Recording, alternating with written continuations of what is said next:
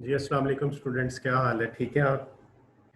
Last week में हमने job batch process costing को कंप्लीट किया और एक बड़ा आसान सा टॉपिक सर्विस कॉस्टिंग भी हमने कर लिया था। टेस्ट आपसे लिया था इस वीकेंड पे, तो सबसे पहले टेस्ट को डिस्कस कर लेते हैं कि जो टेस्ट था उसमें आप लोगों की कैसी परफॉर्मेंस रही। टेस्ट डिस्कस करते हैं, टेस्ट का सोल्यूशन डिस्कस करते हैं, उसके बाद मैं आपसे क्वेश्चन आंसर लूँगा और क्वेश्चन आंसर अगर कोई ना हुए या आफ्टर क्वेश्चन आंसर हम फिर नए टॉपिक की तरफ जाएंगे। तो सबसे पहले मैं आपके साथ टेस्ट शेयर करता हूं।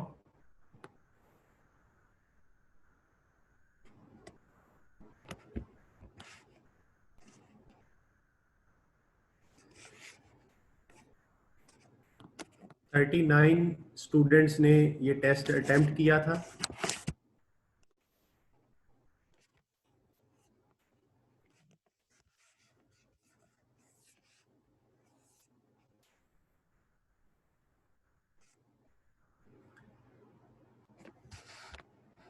ये आपको सबके स्कोर भी नजर आ रहे हैं।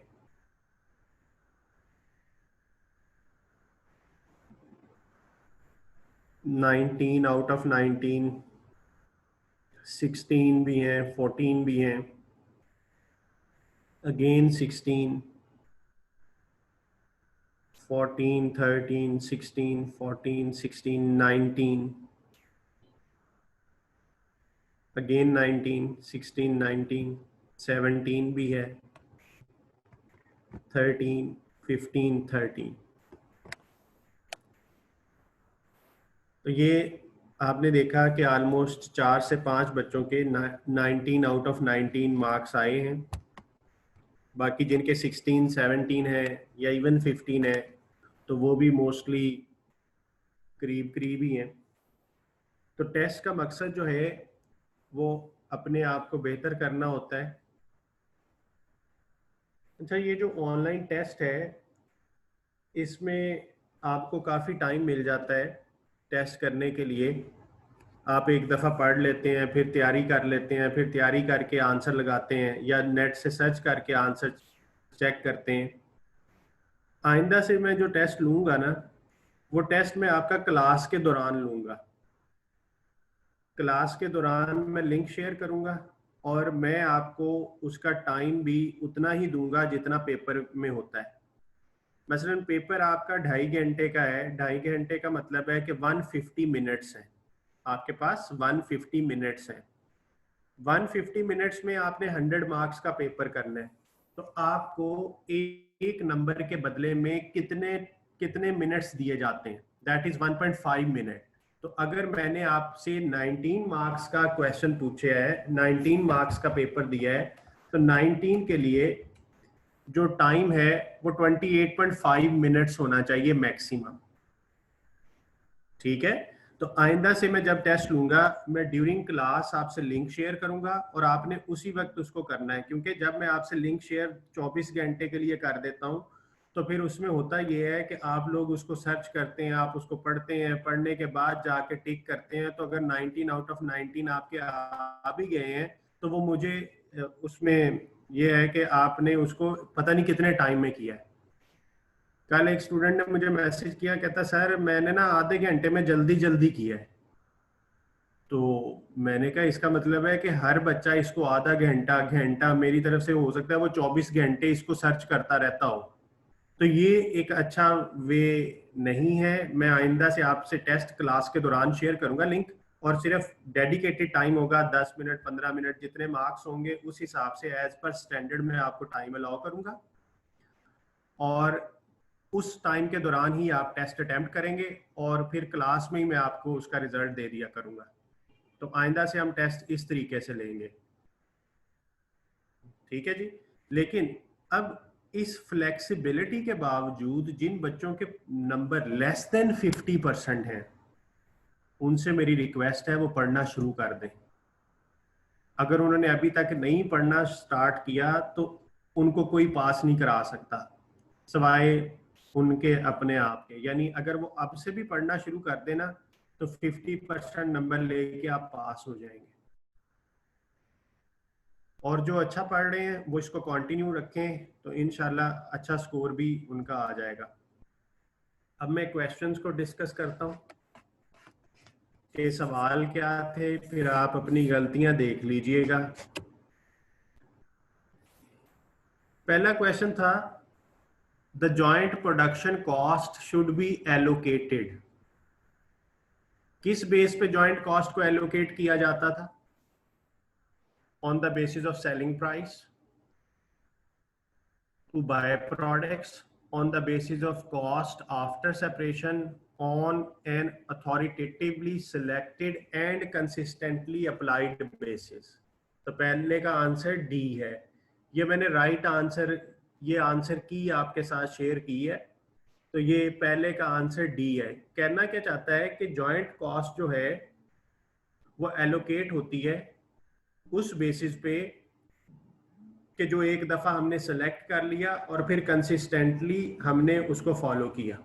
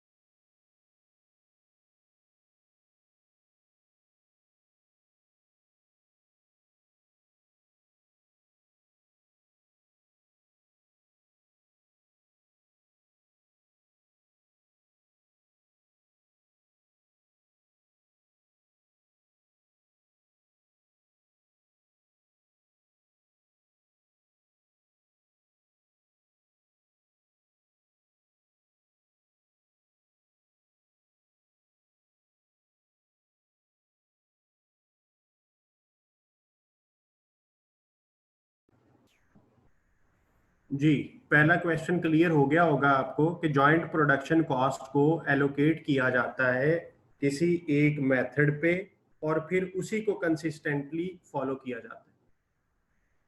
Second question is, joint product costing method that produces the same gross profit percentage all for all product is known as। तो वो मार्केट वैल्यू मेथड है। मार्केट वैल्यू किसको कहते हैं? सेल्स वैल्यू को। सेल्स वैल्यू लिखा हो या मार्केट वैल्यू लिखा हो, एक ही बात है। ठीक है जी। तो ये जॉइंट प्रोडक्ट कॉस्टिंग में कौन सा मेथड ऐसा है कि जिसमें जीपी परसेंटेज सेम आती है?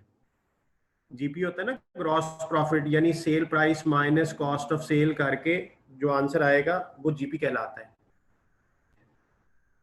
तो जीपी जो है वो सेम होता है मार्केट वैल्यू मेथड के तहत। When a company produces two different products through a common production process, the factor that determines whether the two products are joint products or one main product and one byproduct is। तो ये by product को identify करने का की base हमने ढूंढनी थी कि किस बेस पे हम बाय प्रोडक्ट को आइडेंटिफाई करते हैं। तो इसका आंसर वही है कि सेल्स वैल्यू की बेस पे, यानी हम हर प्रोडक्ट की सेल्स वैल्यू देखते हैं, जिसकी सेल्स वैल्यू इनसिग्निफिकेंट होती है वो बाय प्रोडक्ट कहलाती है। तो इसका आंसर बी बनेगा।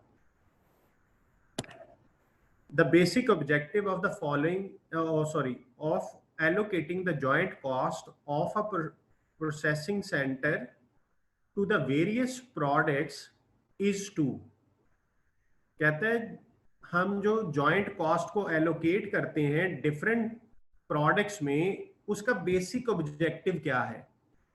हमें किसी भी चीज की जो कॉस्ट चाहिए होती है वो इसलिए चाहिए होती है कि हमें पता चले कि फलां चीज कितने की तैयार हुई है और वो चीज हम फ्यूचर में बेचते हैं या हमारे पास पड़ी रहती है। तो अब इन चारों में से हमने मोस्ट अप्रोप्रिएट ऑप्शन को चूज करना है। तो हम कॉस्ट इसलिए फाइंड करते हैं कि हम इन्वेंट्री की वैल्यू आइडेंटिफाई कर सकें। तो इन्वेंट्री वाली ऑप्शन जो है वो डी ऑप्शन है। शायद कोई क्वेश्चन आया है, मुझे देख लेने दे। फर्स्ट एमसीक्यू का कॉन्सेप्ट बता दें, मैं कॉन्सेप्ट ही तो बता के आया हूं फर्स्ट एमसीक्यू का।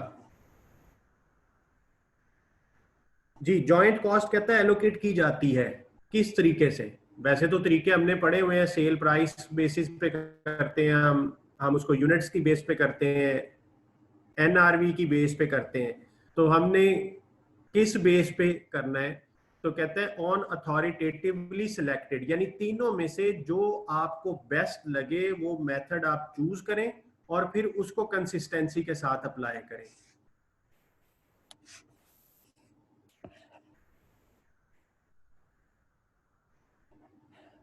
अच्छा जी, पांचवा सवाल बहुत आसान था, लेकिन इसमें ना कुछ लोगों ने काफी गलती की है। पांचवा सवाल था अ बाय प्रोडक्ट, ये बेसिकली बाय प्रोडक्ट की डेफिनेशन है। अब हमने उस दिन पढ़ा था कि byproduct is a product which has insignificant sales value. Insignificant sales value का मतलब है कि जिसकी सेल्स वैल्यू थोड़ी हो या जिसे इग्नोर किया जा सके। तो अब हम इसमें से देखते हैं, पहला ऑप्शन कहता था has a lower market value than the main product. B option कहता है इज प्रोड्यूस्ड फ्रॉम वेस्ट। नहीं, वेस्ट से नहीं बनती, ये तो बिल्कुल इररेलेवेंट ऑप्शन है। Normally generates a smaller amount of revenue than the main products. और डी ऑप्शन है is produced along with the main product but its sales value does not cover its production cost. अगर तो ये but से पहले पहले होता ना तो ये फिक्रा ठीक था कि इसकी सेल्स वैल्यू लो होती है, लेकिन ऐसी कोई कंडीशन नहीं है कि इसकी प्रोडक्शन कॉस्ट कवर नहीं होगी। हो सकता है कि प्रोडक्शन कॉस्ट कवर कर रहा हो। तो हमने उस दिन ये डिसाइड किया था कि हम हर सिचुएशन में ये देखेंगे कि इस सिचुएशन में इनसिग्निफिकेंट वैल्यू कौन सी बनती है। So the most appropriate answer is C, normally generates a smaller amount of revenue than the main products. यानी जो आपकी मेन प्रोडक्ट्स हैं उन उनसे नॉर्मली थोड़ा रेवेन्यू ये जनरेट करेगा।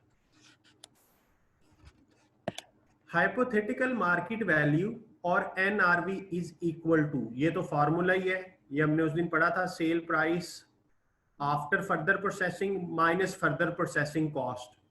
लेकिन यहाँ पे मैंने वर्ड ये नहीं यूज किया, यहाँ पे मैंने वर्ड यूज किया ultimate market value.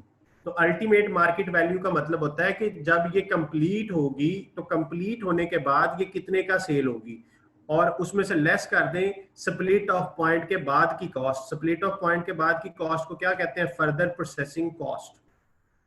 So the right answer is the D option, ये मोस्टली लोगों का ठीक ही था।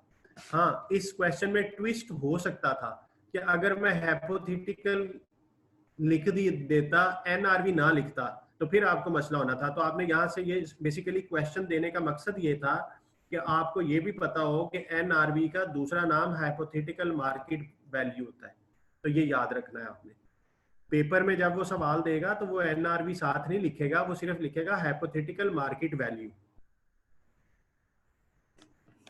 ये वाली फाइल मैंने व्हाट्सएप ग्रुप में शेयर कर दी हुई है अलोंग विद आंसर। यही सेम फाइल जो मैं आपको दिखा रहा हूं ये मैंने शेयर कर दी हुई है, ये आप अपने पास संभाल लीजिएगा।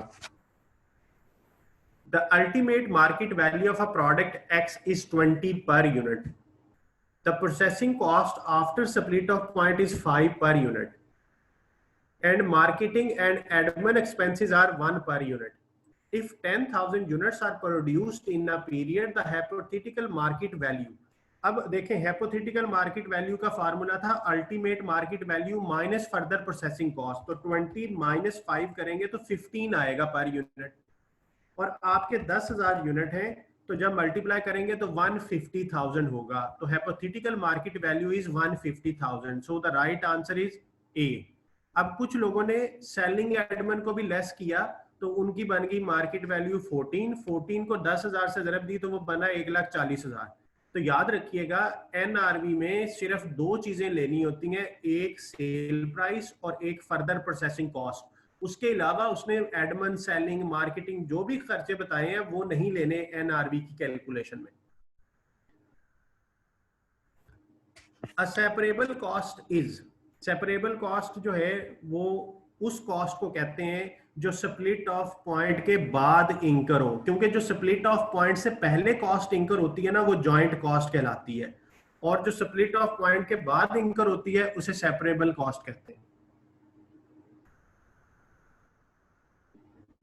ठीक है जी, तो ये डेफिनेशन भी आपने याद रखनी है। Question number 9, a cost incurred to produce two or more product is in a common production process is termed as, तो ये तो बहुत आसान सवाल था, ये मोस्टली लोगों का सही हुआ होगा कि कॉमन प्रोसेस पे जो कॉस्ट लगती है उसे जॉइंट कॉस्ट कहते हैं।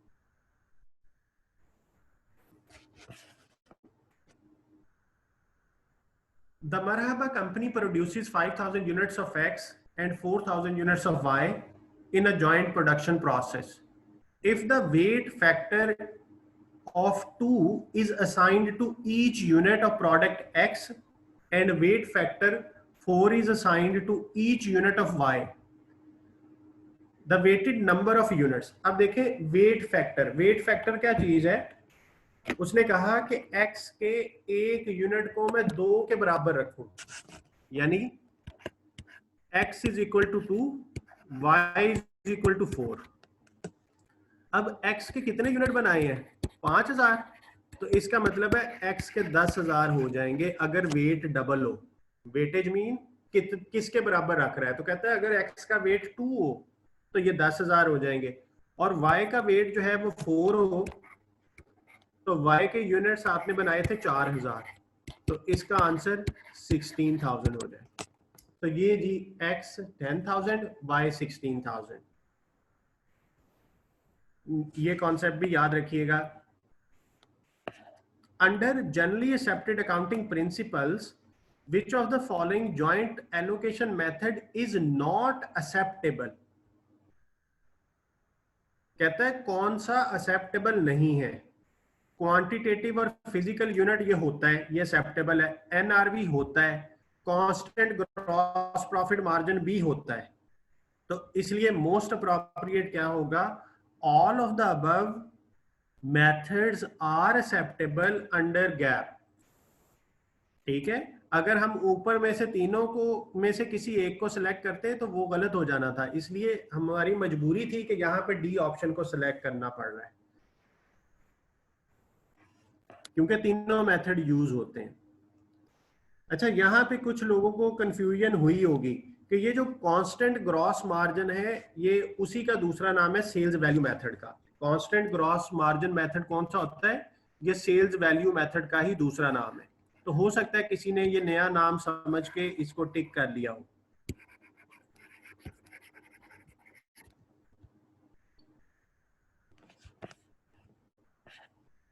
M company produces two products A and B in a joint manufacturing process. Product A is sold for 10 and product B is sold for 5.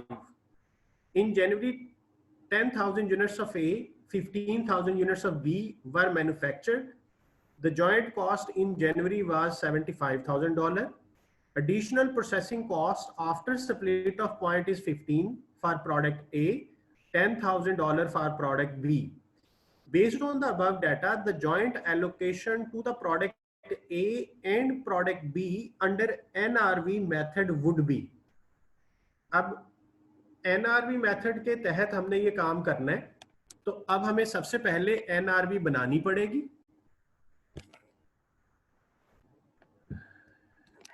हमने NRV कैलकुलेट करनी है प्रोडक्ट A की भी और B की भी। प्रोडक्ट ए जो है वो 10 का 1 यूनिट सेल होगा, और प्रोडक्ट ए के कितने यूनिट्स हैं, 10,000। ये रेवेन्यू आ गया, इसमें से आप स्प्लिट ऑफ पॉइंट के बाद की कॉस्ट माइनस कर दें तो ये एनआरवी निकल आएगी, 85,000 हो जाएगी। इसी तरह प्रोडक्ट बी जो है वो सेल होगी आपकी 5 की, और प्रोडक्ट बी के यूनिट्स हैं 15,000। 5 into 15,000, तो ये रेवेन्यू आ गया माइनस इस पे स्प्लिट ऑफ पॉइंट के बाद कितनी कॉस्ट इंकर हो रही है 10,000। तो ये कितना बन गया जी 65,000। तो हमारी टोटल एनआरवी जो है वो कितनी हो जाएगी 85 प्लस 65 150। अब हमने जॉइंट कॉस्ट जो है 75,000 की जॉइंट कॉस्ट थी वो हमने ए और बी में एलोकेट करनी है। तो 75,000 टोटल कॉस्ट है, इसको टोटल एनआरवी से डिवाइड कर दें और मल्टीप्लाई कर दें ए की एनआरवी से, तो ये ए का आंसर आ जाएगा।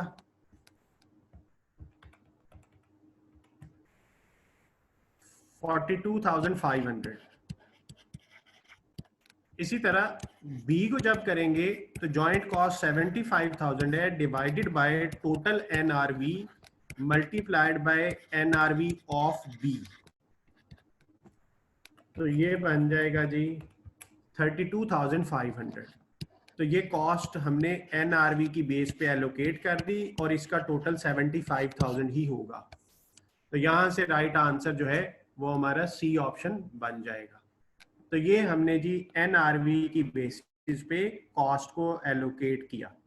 पहले हमने एनआरवी बनाई प्रोडक्ट ए की भी बी की भी, और उसके बाद हमने कॉस्ट को एलोकेट कर दिया। अगला क्वेश्चन अगेन यही है, लेकिन कहता है यूनिट्स की बेस पे अगर एलोकेशन हो। यही सवाल है 13 में, सेम डाटा है, लेकिन अब यूनिट्स की बेस पे हमने एलोकेशन करनी है। तो ए 75,000, अब हमने ना यूनिट्स लेने हैं। अब ए और बी के यूनिट्स बनेंगे 10,000 और 15,000 25,000। तो 25,000 से डिवाइड किया और ए के यूनिट 10,000 थे तो 10,000 से ज़रब दे दी, तो ये 30,000 बनेगा। और जो बी है, बी के लिए भी अगेन वही प्रोसेस, लेकिन अब यूनिट्स किसके लेने हैं बी के, तो ये 45,000 हो जाएगा और इन दोनों का सम 75 होगा। अब इस हिसाब से ऑप्शन सिलेक्ट कर लेनी है, ए 30,000 बी 45,000।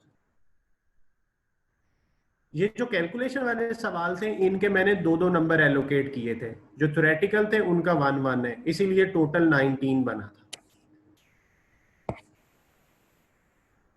जी। ये 12 और 13 के हवाले से अगर कोई क्वेश्चन है आपके ज़हन में तो वो आप पूछ लें।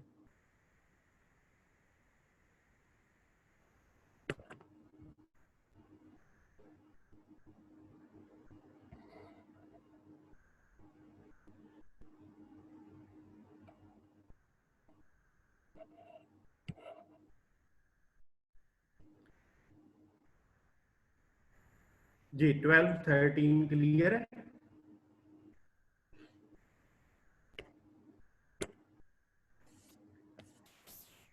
Okay 14, the selling price of a joint product is 12,000, total selling price of all joint products is 60,000, total cost for all joint product is 36,000, the gross profit margin rate on the joint product based on the allocation of joint cost value is।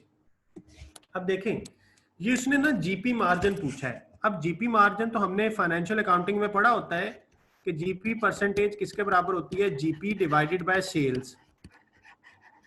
अब हमें सबसे पहले इसका GP चाहिए, और जो GP होता है वो होता है सेल्स माइनस कॉस्ट।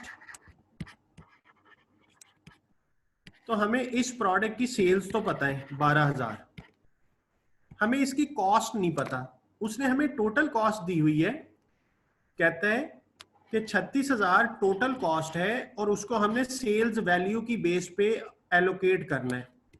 तो सेल्स वैल्यू टोटल कितनी है 60,000, और जरब देंगे जिसकी कॉस्ट फाइंड करनी है उसकी सेल्स वैल्यू से। तो अगर हम इसको सॉल्व करें तो ये बनेगा जी 7200, 7200। तो यहां पे 7200 लिखेंगे, तो 12,000 में से माइनस कर दें तो ये जीपी आ जाएगा 4800। तो यहां पे अब वैल्यूज लिखते हैं 4800 डिवाइडेड बाय 12,000 इंटू 100।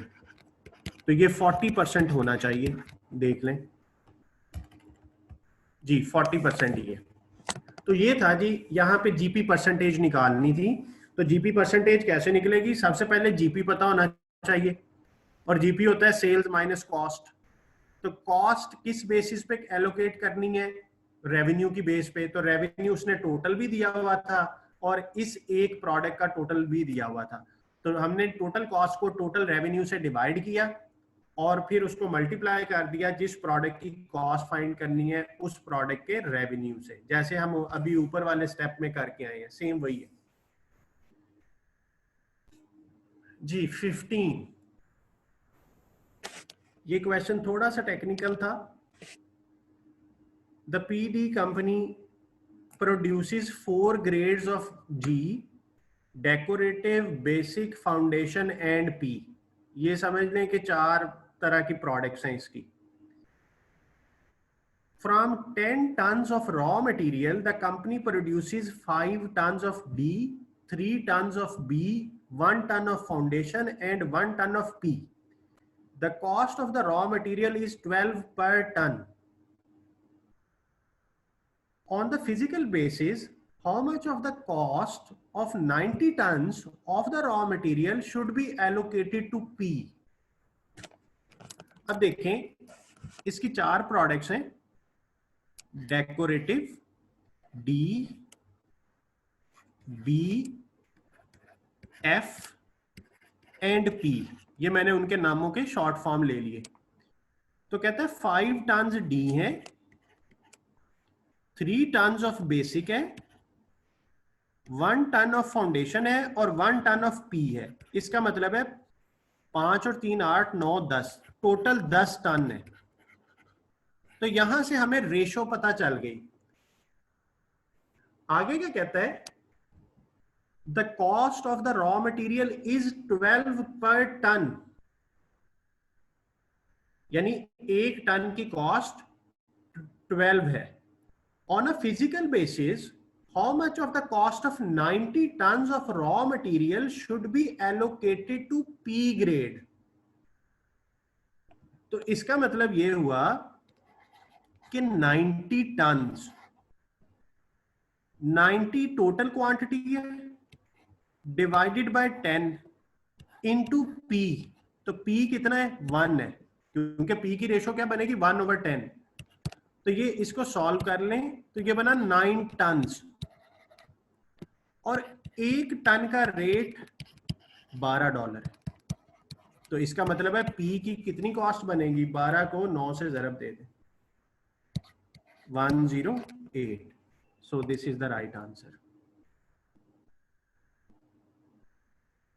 और अगर मैं कहता कि डी की कितनी कॉस्ट बनेगी, 90 टन में से डी की कितनी कॉस्ट बनेगी, तो फिर हम डी की रेशो लेते, 90 divided by 10 multiplied by 5 multiplied by 12, तो फिर 540 आंसर होना था। ठीक है, तो जिस प्रोडक्ट का उसने कहा है हमने उस प्रोडक्ट की कॉस्ट देखी है, तो उसने पी की कहा था, तो ये मैंने पी की कॉस्ट फाइंड की है।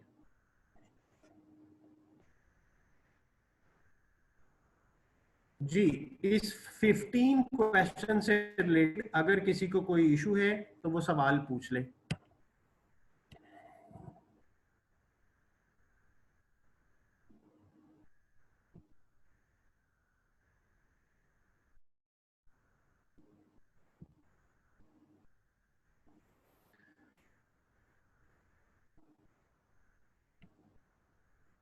अच्छा, एक स्टूडेंट ने 5वें सवाल के बारे में कुछ पूछा है। 5वें सवाल को पहले सामने करता हूं आपके, फिर आपका सवाल पढ़ता हूं।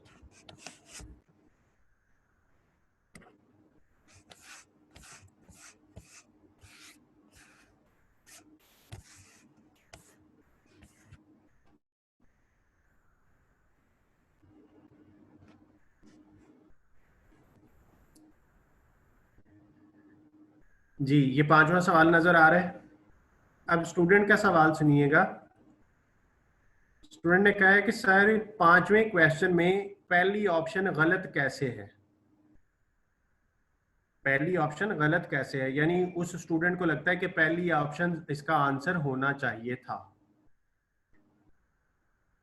ठीक है, आप में से कोई बताना चाहेगा कि पहली ऑप्शन गलत क्यों है।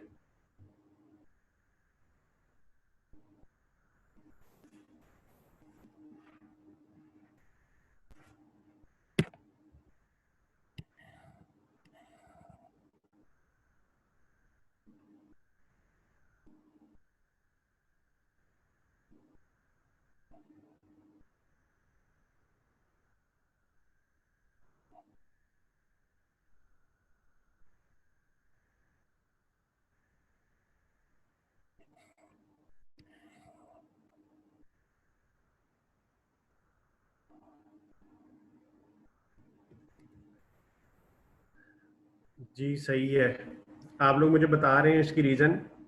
मैं आपको इसकी सबसे एक सिंपल सी रीजन बता देता हूं। अगर हम ए को सिलेक्ट करते तो इसका मतलब था हम कह रहे हैं कि बाय प्रोडक्ट वो होगी जिसकी मार्केट वैल्यू लो होगी। किससे? बाकियों से। इसका मतलब है अगर चार प्रोडक्ट्स हैं, एक का रेट 10 है, एक का 8 है, एक का 9 है, एक का 6 है, तो हम 6 वाली को लाजमी बाय प्रोडक्ट कहेंगे, जबकि हमारा कॉन्सेप्ट ये नहीं था। हमारा कॉन्सेप्ट ये था कि बाय प्रोडक्ट इनसिग्निफिकेंट वैल्यू रखती होगी। इनसिग्निफिकेंट का मतलब है विच कैन बी इग्नोर्ड। अगर ए को सेलेक्ट करें तो इसका मतलब बनता है कि चारों में से जो भी सबसे कम रखेगी, बेशक $1 का फर्क हो, उसे हम हमेशा बाय कहेंगे, जबकि हमारा कॉन्सेप्ट ये नहीं है। तो ए ऑप्शन ये कहती है कि जो भी सबसे कम वैल्यू रखेगी हर सवाल में उसे बाय प्रोडक्ट कहेंगे, जबकि हमारा कॉन्सेप्ट ऐसा नहीं है कि जो भी सबसे कम वैल्यू रखेगी। नहीं, हमने एक सवाल किया था, उसमें तीनों जॉइंट प्रोडक्ट्स थी, उसमें बाय थी कोई नहीं। तो इसका मतलब है कि फिर ए ऑप्शन नहीं बनती, क्योंकि ए ऑप्शन ये कहती है कि हर सवाल में जो सबसे थोड़ी वैल्यू रखेगा वो बाय प्रोडक्ट होगा। जो बी ऑप्शन है ये सही नहीं है। एक बच्चे ने लिखा है ये सारी ऑप्शन ही ठीक है, ये सारी ठीक नहीं है, पहली गलत हो गई। दूसरी, इज प्रोड्यूस्ड फ्रॉम वेस्ट, क्या ये जायाशुदा चीजों में से बनती है? नो, ये जायाशुदा चीजों में से नहीं बनती। ये अच्छी क्वालिटी की चीज होती है, उसको जब प्रोसेस करते हैं उनमें से एक चीज बाय प्रोडक्ट बन जाती है। जैसे क्रूड ऑयल, क्रूड ऑयल में से एक चीज टार जो है, लुक जिसको कहते हैं, वो बाय प्रोडक्ट है, बाकी सारी चीजें जॉइंट प्रोडक्ट है। अब क्रूड ऑयल कोई वेस्ट नहीं था, तो इसलिए ये स्टेटमेंट भी गलत होगी कि इज प्रोड्यूस्ड फ्रॉम वेस्ट, ये गलत है। D option, is produced along with the main product but its sales value does not cover its production cost। Again शर्त लग रही है, कहता है कि डी ऑप्शन में कहता है बाय प्रोडक्ट वो होगी जो कभी अपनी कॉस्ट को कवर नहीं करेगी। नहीं, ऐसी कोई कंडीशन नहीं है कि कॉस्ट को कवर करे या ना करे, हमने सिर्फ उसकी सेल्स वैल्यू को देखना है कि क्या वो सिग्निफिकेंट है या नहीं। ठीक है, so the right answer is normally generates a smaller amount of revenue, थोड़ा, देन द मेन प्रोडक्ट, कि जो आपकी मेन प्रोडक्ट है उनसे थोड़ा रेवेन्यू जनरेट करता है। जी, और किसी सवाल से रिलेटेड कोई डिस्कस करना हो? अच्छा, एक स्टूडेंट ने कहा है कि सर सारे सवाल जॉइंट प्रोडक्ट से रिलेटेड थे, तो कोई मसला नहीं है, जो सिलेबस दिया था टेस्ट का उसमें से एक है ना, तो मैंने एक ही टॉपिक से रिलेटेड आपसे सवाल पूछ लिए, तो ये कोई मसला नहीं है। एग्जामिनर चाहे तो एक ही टॉपिक से पूरा पेपर पूछ ले, तो आपने इससे परेशान नहीं होना। इसीलिए हम कहते हैं ना कि प्रोफेशनल स्टडीज में कोई एक टॉपिक भी आपने मिस नहीं करना।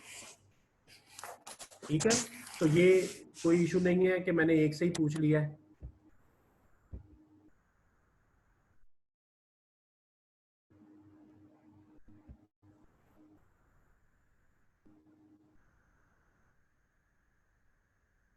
जी बिल्कुल सही है, बाय प्रोडक्ट हमेशा small amount of revenue generate करेगी, वेरी स्मॉल, इनसिग्निफिकेंट। मैंने स्मॉल ग्रेटर का वर्ड डेफिनेशन में यूज नहीं किया था, मैंने सिग्निफिकेंट और इनसिग्निफिकेंट का वर्ड यूज किया था। इनसिग्निफिकेंट का मतलब है कि जो उस सिनेरियो में इग्नोरेबल है।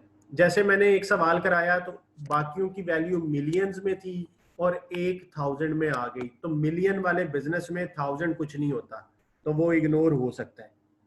ठीक है, तो सिग्निफिकेंट का कोई फिक्स लेवल नहीं होता कि कितना छोटा होगा तो सिग्निफिकेंट नहीं रहेगा, वो हमने उस सिचुएशन में सोचना है। आपके लेवल पे नॉर्मली क्वेश्चन के अंदर ना बाय प्रोडक्ट का वो खुद ही बता देता है, वो बच्चे को इतना कंफ्यूज नहीं करता, वो कहता है ये वाली चीज बाय प्रोडक्ट है। जैसे आपने क्वेश्चन भी किए थे तो उसमें वो लिख देता था कि product 4 is by product, product 3 is by product, तो आपसे डिसीजन करवाता ही नहीं है। लेकिन मैंने आपको इस काबिल बनाया है कि आप खुद से भी डिसीजन ले सकें, which of the following is a bye product. जी, और कोई क्वेश्चन आपका यहाँ तक?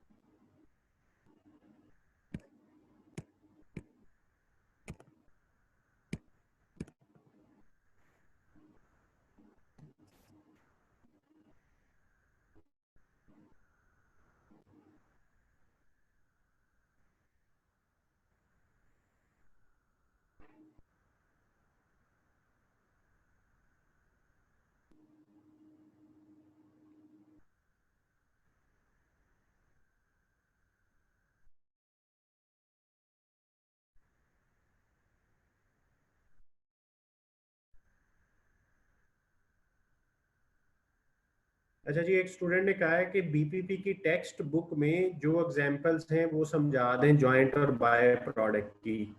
चलें ठीक है, मैं करवा देता हूँ बीपीपी की टेक्स्ट बुक की एग्जांपल्स। मैं अभी आपके सामने खोलता हूँ किताब, तो फिर आप बताइएगा कि कौन सी करनी है।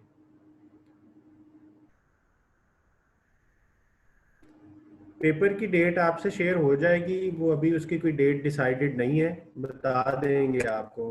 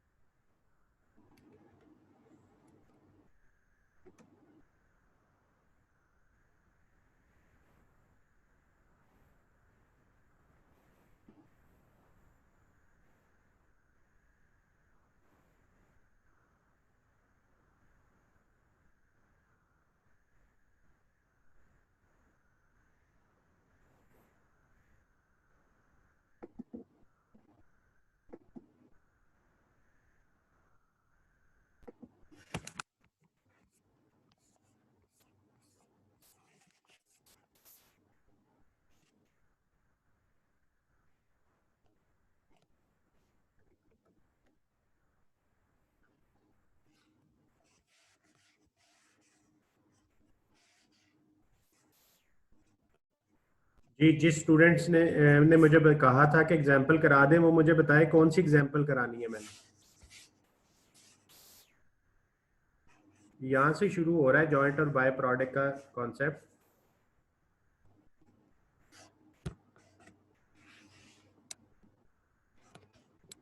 कौन सी है ओपनिंग एंड क्लोजिंग वाली, कौन सी है बता दो।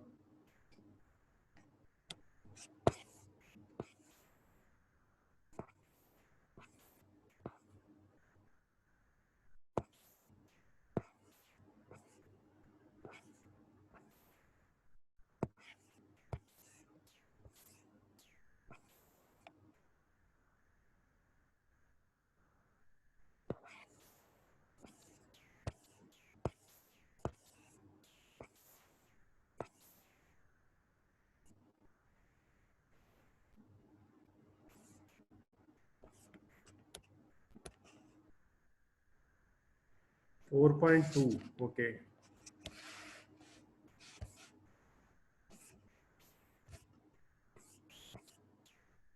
ये वाली है जी 4.2, कंफर्म कर दे मोहसिन।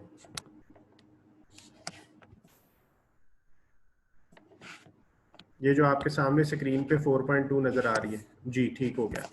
चलें जी इसको देखते हैं, what is this. During November 20x3 splatter company recorded the following results. Opening inventory, main product P nil है, cost of production 120,000, by product G nil है, यानी इन्वेंट्री 0 है, पी की भी और जी की भी। Sale of the main product amounted to 90% of the output during the period। कहता है इस पीरियड में जितनी भी टोटल आउटपुट थी उसका 90% मेन प्रोडक्ट से रिलेट करता है। And 10% of the production was held as closing inventory at 30th November. 10% हमने क्लोजिंग में रख लिया। Sales revenue from the main product during November 20x2 was 150,000। जो रेवेन्यू हमें आया वो 150,000 आया, और वो जाहिर है 90% होगा, 100% नहीं होगा, क्योंकि हमने बेचा 90% है, 10% हमने क्लोजिंग में रख लिया। तो ये जो फिगर है 150,000 की, ये 90% यूनिट्स की रेवेन्यू है।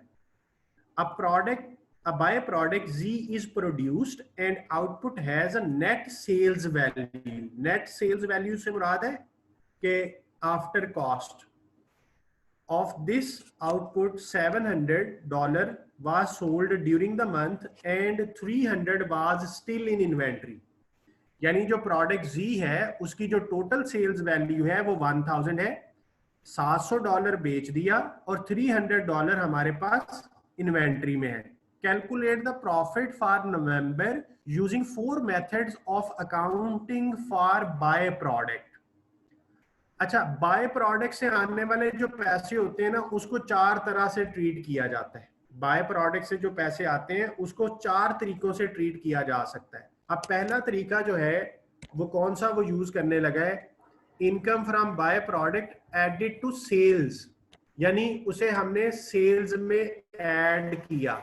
तो इसका मतलब है 1.5 लाख सेल्स हमारी पहले थी, 700 हमने ये भी ऐड किया, तो ये हमारा रेवेन्यू बना। ओपनिंग इन्वेंट्री की कॉस्ट 0 थी, हमारी कॉमन कॉस्ट उसने सवाल में हमें 1,20,000 बताई हुई थी, वो हमने लिखी, और क्लोजिंग इन्वेंट्री 12,000। अब ये क्लोजिंग इन्वेंट्री 12,000 कैसे बनी, क्वेश्चन में देखिएगा, कहते हैं 90% बेच दिया, 10% क्लोजिंग है, तो 1,20,000 का 10% कितना बनेगा, 12,000। तो कॉस्ट ऑफ सेल आपकी बन गई 1,08,000, तो प्रॉफिट कितना बना, माइनस कर दें। तो ये देखें जी पहला तरीका। पहला तरीका क्या है कि जो बाय प्रोडक्ट से रेवेन्यू आया उसे हमने सेल्स में लिखा, तो हमने उसे रेवेन्यू बनाया, रेवेन्यू में ऐड किया, कॉस्ट हमने लिखी, क्लोजिंग इन्वेंट्री की कॉस्ट माइनस की।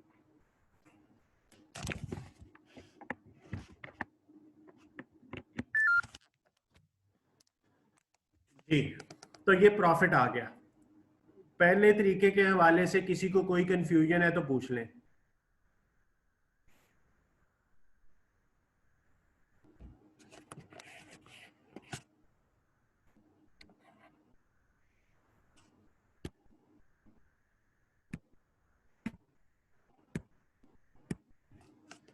चले, कोई सवाल नहीं है तो मैं आगे चलता हूं। सेकंड, सेकंड क्या है, by product income treated as separate source of income, यानी अब हमने उसे रेवेन्यू में नहीं लिखना, हमने उसे सेपरेट सोर्स ऑफ इनकम लिखना है। तो रेवेन्यू फिर हमारा बनेगा 1.5 लाख का, क्योंकि हमने 700 इधर नहीं लिखना।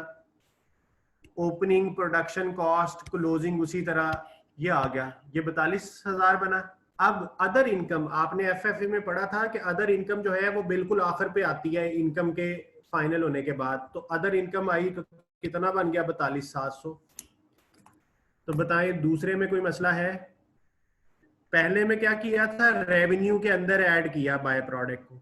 दूसरे तरीके में हमने उसे सेपरेट सोर्स ऑफ इनकम बनाया। तो सेपरेट सोर्स ऑफ इनकम को अदर इनकम कहते हैं, उसको बिल्कुल आखिर पे लिखना होता है, तो आखिर पे 700 लिख लिया। जी, कोई इशू तो नहीं है?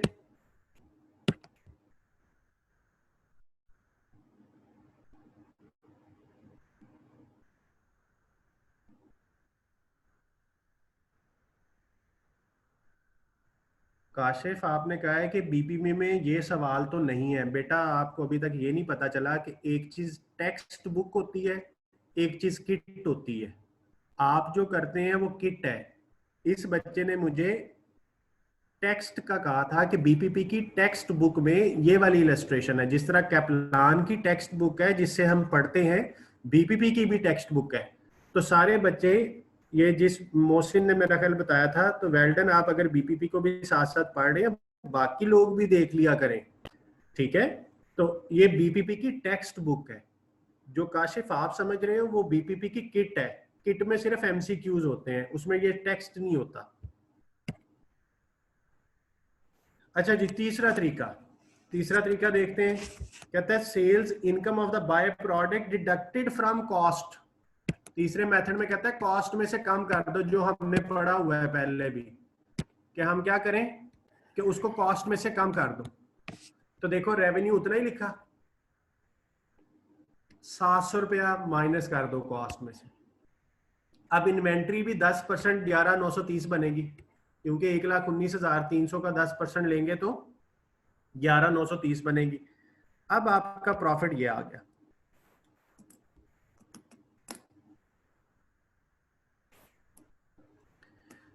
तो जब उसने बाय प्रोडक्ट से आने वाले रेवेन्यू को कॉस्ट में से डिडक्ट कराना है, तो आपने उसको कॉस्ट में से कम करके कॉस्ट उतनी कम ले लेनी है, जो हमने भी पढ़ा हुआ था कि joint cost minus value of by product. तो वही उसने किया। तो ये तीन तरीके हो गए जी। चौथा तरीका, net realisable value of the by product deducted from cost. अब उसने कहा नेट रियलाइजेबल वैल्यू, तो नेट रियलाइजेबल वैल्यू हमारी टोटल बाय प्रोडक्ट की थी 1000। तो अब पूरी की पूरी 1000 को लेस कर दो कॉस्ट में से, तो ये प्रॉफिट आ गया। तो ये चार तरीके हैं बाय प्रोडक्ट की अकाउंटिंग के। इनके नाम आपने याद रखने हैं और इस इलस्ट्रेशन को आपने देख लेना है। पहला तरीका क्या था कि बाय प्रोडक्ट को एज अ रेवेन्यू ट्रीट किया। दूसरे में हमने उसे सेपरेट इनकम, अदर इनकम के तौर पे ट्रीट किया। तीसरे में हमने उसे प्रोडक्शन कॉस्ट को, उसका रेवेन्यू सेल्स इनकम को प्रोडक्शन कॉस्ट में से लेस किया। और चौथे में हमने उसकी पूरी एनआरवी को प्रोडक्शन कॉस्ट से लेस किया। तो ये चार पॉसिबल अकाउंटिंग ट्रीटमेंट्स हैं। प्रैक्टिकली हम इनमें से एक कर रहे होते हैं, और जिस पॉलिसी को चूज करते हैं फिर हम हर साल उसी पॉलिसी के तहत उसकी अकाउंटिंग करते हैं, हम उसको चेंज नहीं करेंगे जी। इसके अलावा कोई क्वेश्चन?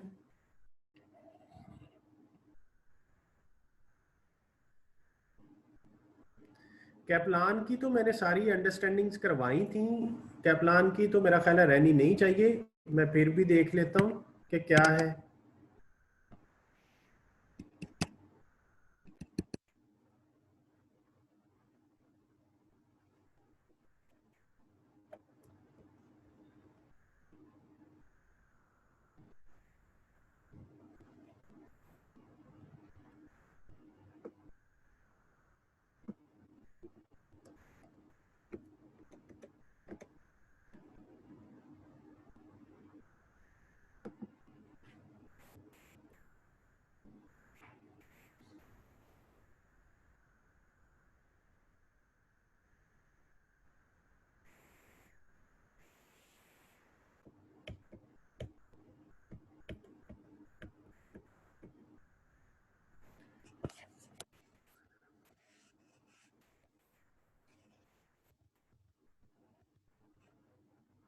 जी ये वही है, ये जो अभी हमने किया है ये उसी से रिलेटेड है।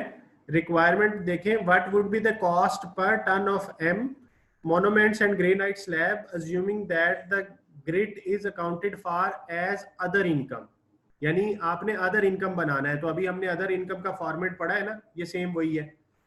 सेकंड में कहता है what would be the cost per ton of monuments and granite slab assuming that the grade is accounted as by product revenue deducted from the main product cost. यानी जो बाय प्रोडक्ट का revenue आया, जैसे अभी 700 आया था तो वो रेवेन्यू था, 700 को मेन प्रोडक्ट की कॉस्ट में से लेस किया, तो ये उसी का कॉपी क्वेश्चन है। इसको आप देख लीजिएगा, मैं आपको बता देता हूँ थोड़ा सा कि इसमें आपकी जो कॉस्ट है क्वीरी, कटिंग, मोनोमेंट्स, ग्रेनाइट स्लैब और ग्रेट, ये कॉस्ट इंकर हुई है और ये टन्स है, और ग्रिट को बाय प्रोडक्ट के तौर पे ले रहा है, क्योंकि देखो बाकी सारी कॉस्ट लाखों में है और ये सिर्फ 10,000 है। तो ये उसने और खुद ही बता भी दिया कि जो ग्रिट है वो क्या है, एज अ बाय प्रोडक्ट उसकी इनकम को अदर इनकम में लेना है। तो ये उसी का कॉपी क्वेश्चन ही है, तो आप इसको खुद से ट्राई करें, अब हो जाएगा। अगर पहले नहीं हुआ था अब हो जाएगा। मैं आपको यहाँ से इसका वैसे थोड़ा बहुत गाइड कर देता हूँ।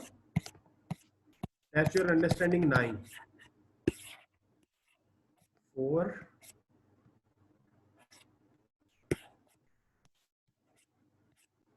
जी। तो ये उसकी जॉइंट कॉस्ट थी, उसने तीनों कॉस्ट को टोटल किया, क्वेरी, कटिंग, दो सी सॉरी, और यूनिट्स थे 30,000 60,000, ये उसने यूनिट्स लिए। और यहाँ पे ये उसने पहले पार्ट को सॉल्व किया कि जो ग्रिड की कॉस्ट है उसको उसने अदर इनकम के तौर पे लेना है, और दूसरे में उसने कह दिया है कि वो मेन प्रोडक्ट की कॉस्ट में से माइनस करेगा। तो जो आपकी कॉस्ट थी उसमें से वो उसे माइनस करेगा। जी, और किसी का कोई सवाल?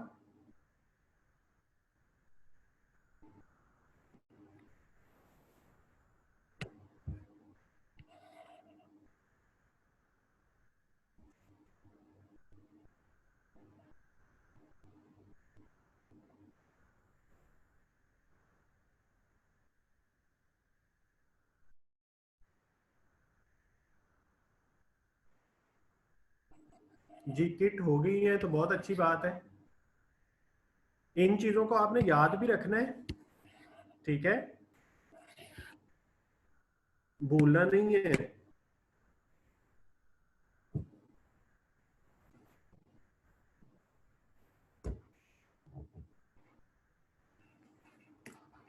जी, और कोई क्वेश्चन है तो बताएं।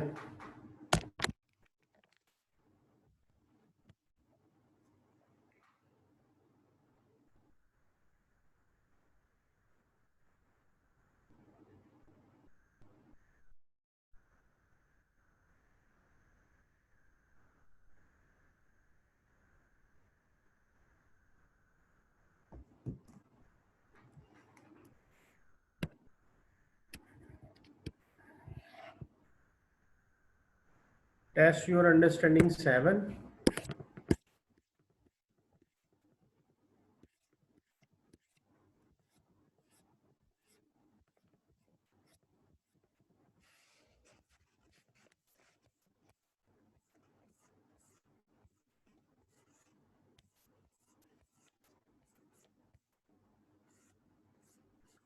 ओके जी, ये है test your understanding 7।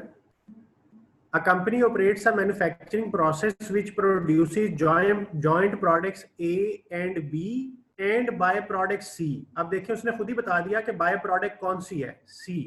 Manufacturing cost for the period total 272,926 incurred in the manufacture of product ए इतने केजी, बी इतने, सी इतने, और सेलिंग प्राइस भी दी हुई है तीनों की। Product B requires further processing after separation from the other two products. This cost total इतना। तो प्रोडक्ट बी को फर्दर प्रोसेसिंग पे भी लेके जाना है और उसकी कॉस्ट इतनी है। Product C also requires further processing to make it saleable and this cost is 0.4 per kg.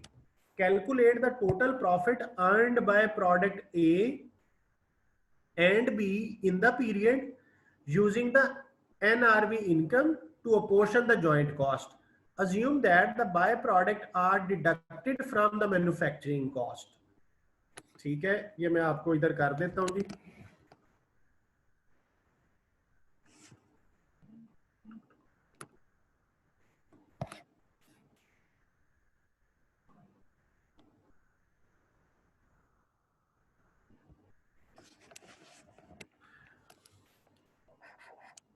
A, B और सी हमें एनआरवी मेथड के तहत लेके चलना है इसे. तो एनआरवी ए, बी और सी की देखते हैं.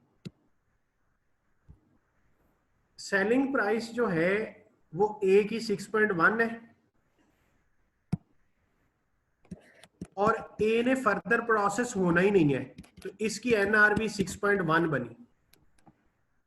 जो बी है, बी बिक रहा है 7.5 का, लेकिन बी जो है वो फर्दर प्रोसेसिंग में जाता है. जब वो फर्दर प्रोसेसिंग में जाता है तो बी पे जो कॉस्ट लगती है वो लगती है 201,930 और बी के यूनिट्स हैं 53,200.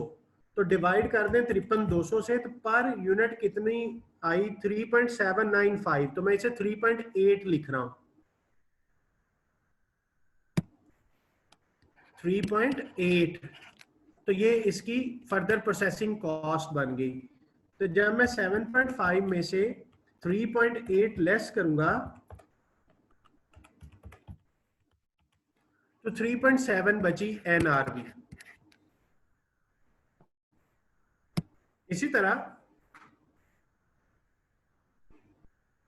जब प्रोडक्ट सी बिक रही है 1.2 की और सी पे भी फर्दर प्रोसेसिंग चाहिए, तो वो 0.4 पर केजी उस पे कॉस्ट आ रही है. तो 1.2 माइनस 0.4, तो 0.8 एनआरवी बची. अब इसकी एनआरवी कितनी बनेगी, इसकी कितनी बनेगी, ए और बी की 16,000 और 53,200. ये 16,000 है और ये 53,200 है. तो यहां से टोटल एनआरवी बना लेते हैं.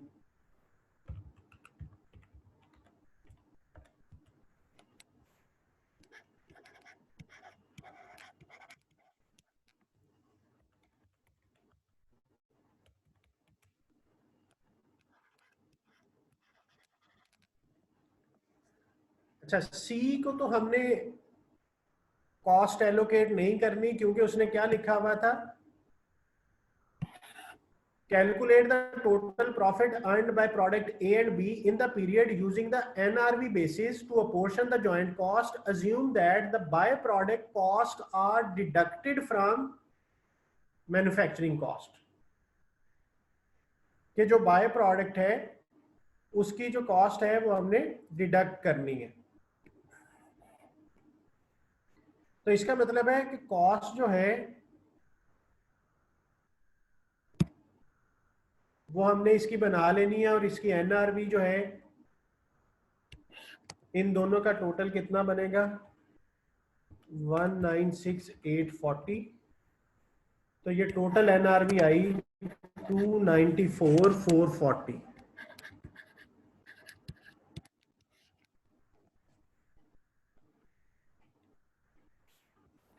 जी बताइए, यहां तक किसी को कोई इशू. हमने एनआरवी क्यों कैलकुलेट की, क्योंकि उसने कहा है कि एनआरवी की बेसिस पे इसको कैलकुलेट करना है. और एनआरवी कैसे होती है, cell price minus further processing cost. उसने हमें ए बी सी तीनों की सेल प्राइस दी हुई थी. ए ने फर्दर प्रोसेस नहीं होना, बी ने फर्दर प्रोसेस होना है, उसकी उसने टोटल कॉस्ट दी हुई थी, उसे मैंने पर केजी कॉस्ट में कन्वर्ट किया.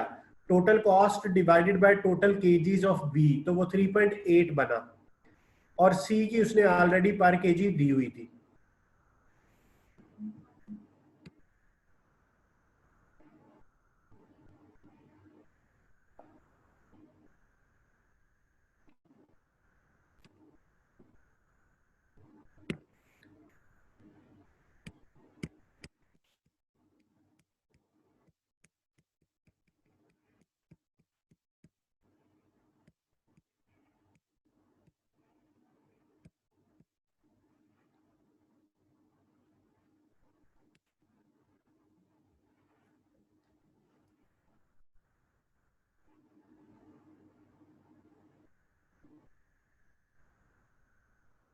हेलो, जी जी बात कर रहा हूँ।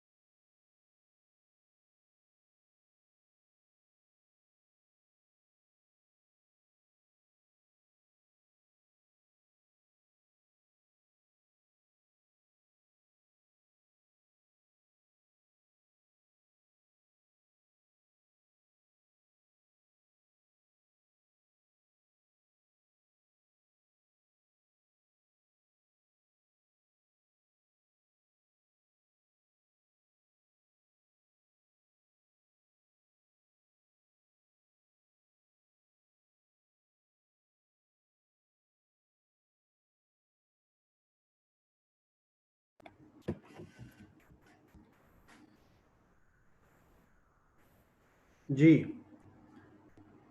एनआरवी तक सारे पॉइंट क्लियर है। अब हमने निकालना है टोटल प्रॉफिट, लेकिन जो प्रोडक्ट सी की एनआरवी है ना, वो हमने कॉस्ट में से लेस करनी है। अब प्रोडक्ट सी की एनआरवी बनेगी कितनी?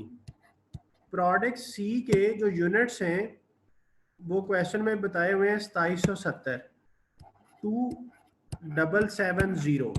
तो इसकी जो एनआरवी बनेगी 0.8 इंटू 2770, दिस विल बी 2216।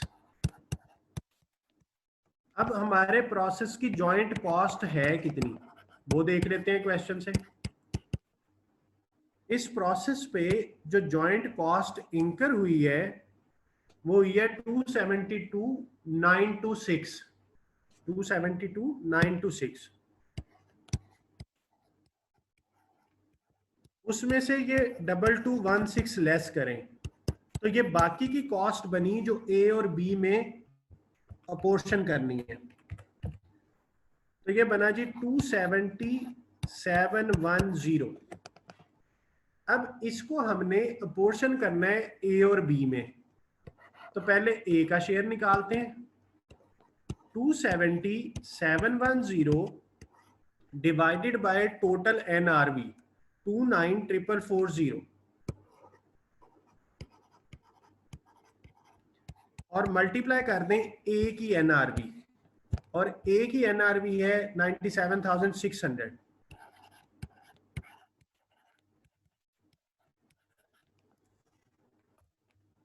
29440, तो ये बना जी 89734। इसी तरह बी की कॉस्ट फाइंड करते हैं। 27710 divided by 29440 multiplied by B की एनआरवी। बी की एनआरवी है 196840।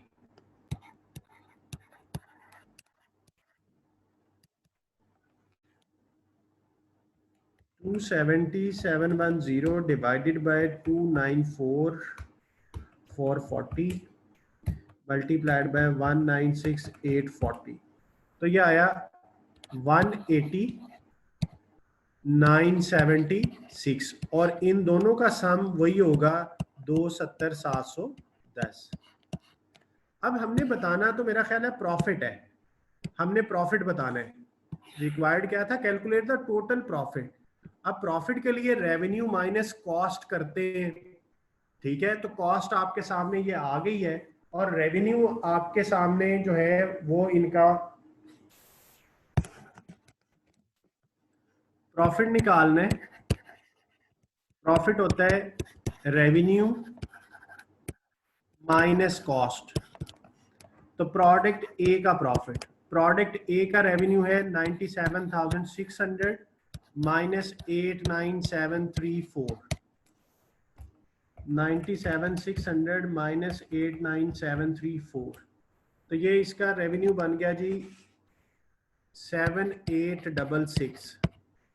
प्रोडक्ट बी रेवेन्यू है 189,7, नहीं सॉरी, इसका रेवेन्यू है 196,840 माइनस कॉस्ट 189,766, 196,840 माइनस 189,766, तो ये बना जी 15,864। और इन दोनों का टोटल अगर कर लें तो टोटल प्रॉफिट कितना हो जाएगा ऑर्गेनाइजेशन का,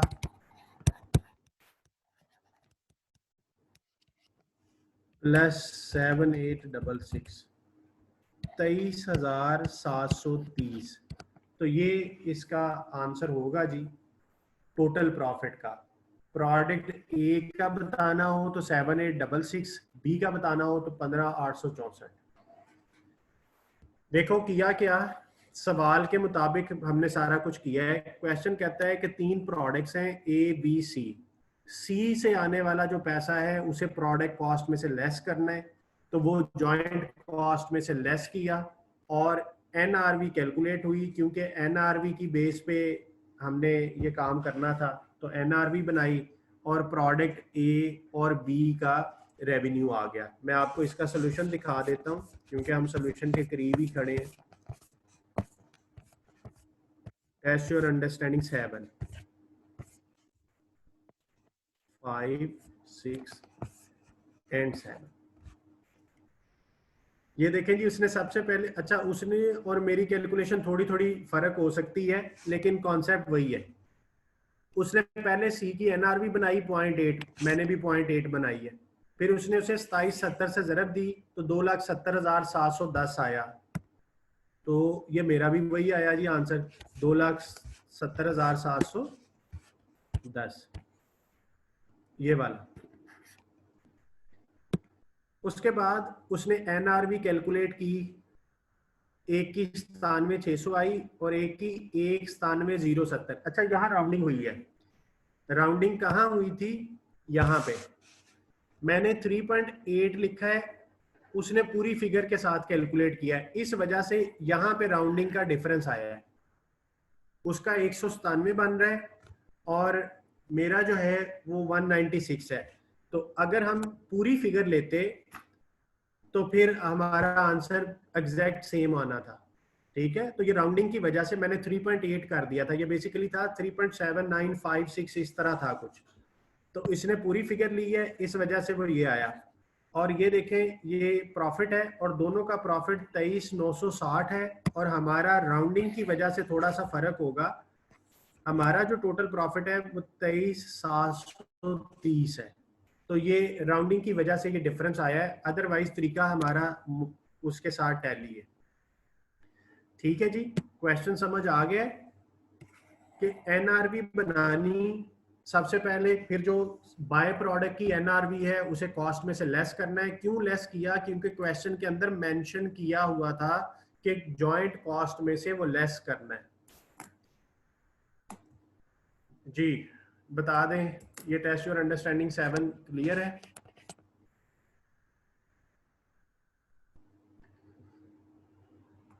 जी उस दिन हमने जॉइंट और बाय का कॉन्सेप्ट दिया था ना, और आपको मैंने कहा था कि सवाल आपने करने हैं, तो आपने पूछा ही आज है, इसलिए आज करवा दिए, वरना मैं आज आते ही नया टॉपिक शुरू कर लेता ना। मैंने इसीलिए नहीं किया था क्योंकि मुझे याद था कि मैंने आपके एंड पे कुछ सवाल छोड़े हैं, तो अगर आपका कोई इशू है तो वो कर ले। तो इसलिए जो पढ़ने वाले बच्चे हैं वो पढ़ रहे हैं ना, किताब देखी उन्होंने तो उन्होंने आज पूछ लिया। जी 5 मिनट की ब्रेक कर लें और दोबारा एक दफा देख लें कि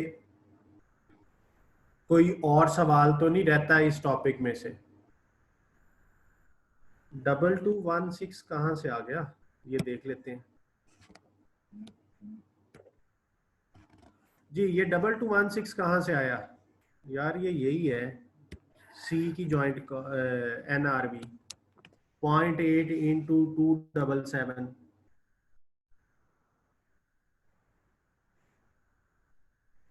जी ब्रेक कर लें 5 मिनट की, और इसी दौरान देख लें कि कोई और सवाल है। तो मोहसिन मैंने बता दिया आपका आंसर, 2217 कैसे आया, आपके स्क्रीन पे नज़र भी आ रहा है। प्रोडक्ट सी की NRV 0.8 है और ज़रब कर दी प्रोडक्ट सी के केजी से।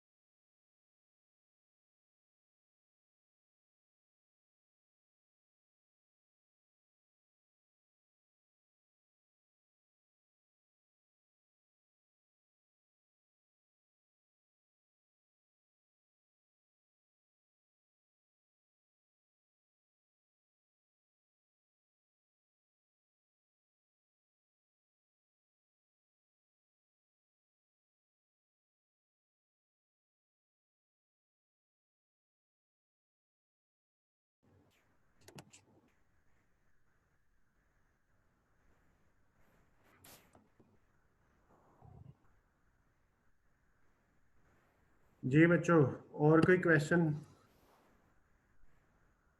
Joint bye service costing complete हो गया है।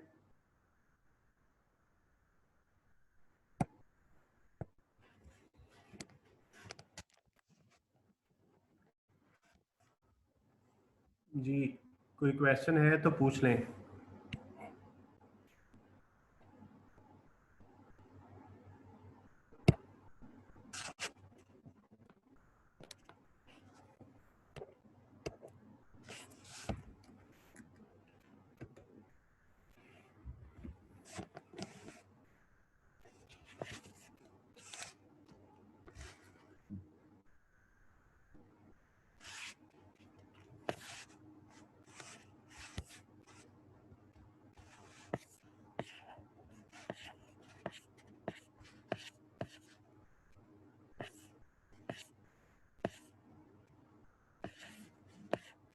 ये पार्ट सी हम कर रहे हैं। 40% इसकी सिलेबस की वेटेज थी।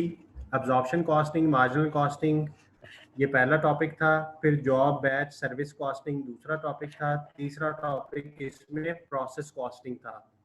और फिर चौथी चीज़ इसमें जॉइंट एंड बाय प्रोडक्ट्स थे। तो ये हमने सारा कुछ स्टेप बाय स्टेप हमने कर लिया है। 40% ऑफ द सिलेबस जो है वो इनमें से है। तो हमने इस पे काफ़ी टाइम लगाया है। और अब हमारा जो मेन एरिया एक रहता है, that is the standard costing. 20% इसकी सिलेबस में वेटेज है। इसके एमसीक्यूज भी बड़े आते हैं और बड़ा आसान टॉपिक है ये। इसका लॉन्ग क्वेश्चन भी आता है। तो अगेन ये एक ऐसा टॉपिक है कि जिसमें से 20 आउट ऑफ 20 लिए जा सकते हैं, कोई इशू ही नहीं है। सिर्फ आपको करना ये होगा कि इस स्टैंडर्ड कॉस्टिंग के टॉपिक की जितनी भी क्लासेस होंगी ना, ये मिस नहीं करनी। कोशिश करें कि रेगुलर टाइम पे क्लास अटेंड करें स्टैंडर्ड कॉस्टिंग की जितनी भी होंगी। और अगर कोई कभी किसी मजबूरी की वजह से क्लास अटेंड नहीं कर पाता, तो वो ऐसा करे कि एटलीस्ट रिकॉर्डिंग ज़रूर सुने। तो अब हमारा मेन टॉपिक एक ही रह गया है, स्टैंडर्ड कॉस्टिंग, और इसके अंदर हमने ये सारे पॉइंट्स कवर करने हैं। इसको इसने दो हिस्सों में डिवाइड किया हुआ है और इसकी टोटल वेटेज 20% है, जबकि बुक के अकॉर्डिंगली ये एक ही चैप्टर है सारा।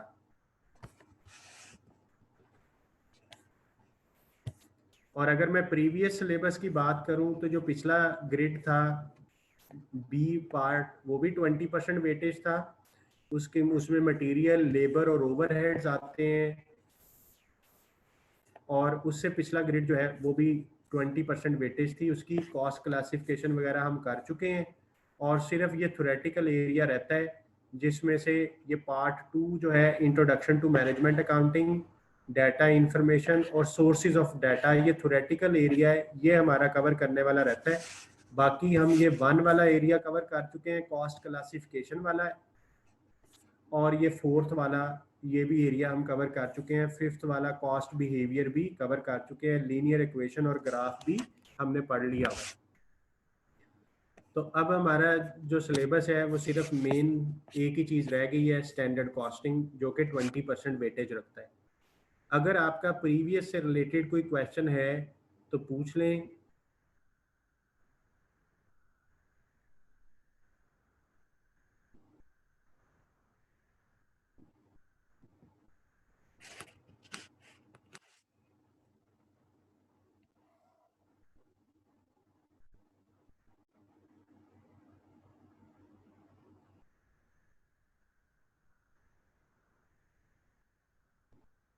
ये क्वेश्चन की मुझे समझ नहीं आई। सर, टैक्स अथॉरिटी वाले डेफर्ड टैक्स भी रखते हैं तो सर्विसेज पेरिशेबल नहीं हुई ना? ये आपने वैसे बड़ा अजीब सा सिनेरियो लिंक किया है। डेफर्ड टैक्स जो है वो एक और चीज़ है, वो IAS 12 है। और डेफर्ड टैक्स सर्विसेज नहीं है। डेफर्ड टैक्स या लाइबिलिटी होता है या एसेट होता है, तो सर्विसेज नहीं है। वैसे भी FBR आपको कोई सर्विसेज नहीं देता। FBR एक कलेक्शन की एजेंसी है, यानी जिसने स्टेट के बिहाफ पे टैक्स कलेक्ट करना है। तो आप इसको टैक्स के साथ लिंक ना करें, एफबीआर आपको कोई सर्विसेज नहीं दे रहा, ठीक है। और वैसे भी डेफर्ड टैक्स या एसेट होता है या लाइबिलिटी होता है। सर्विसेज की एग्जांपल ये थी कि आपने इस दफा फी दी है, तो मैं आपको इस दफा पढ़ा रहा हूं क्योंकि आपने आईसीएमए को फी पे की है। आपने अगली दफा पढ़ना है तो अगली दफा की दोबारा फी देनी पड़ेगी। सर्विसेज को आप स्टोर नहीं कर सकते।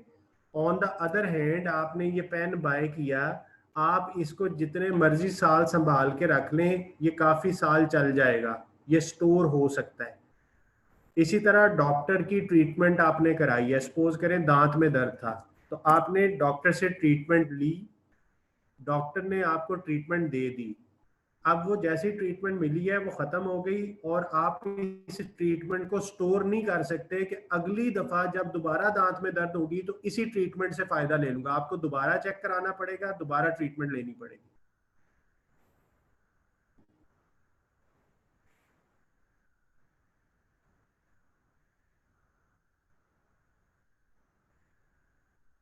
जी, ये जिसने सवाल पूछा था टैक्स वाला, डेफर्ड टैक्स वाला, उसको मैंने जवाब दे दिया है। आपको क्लियर हो गया जी?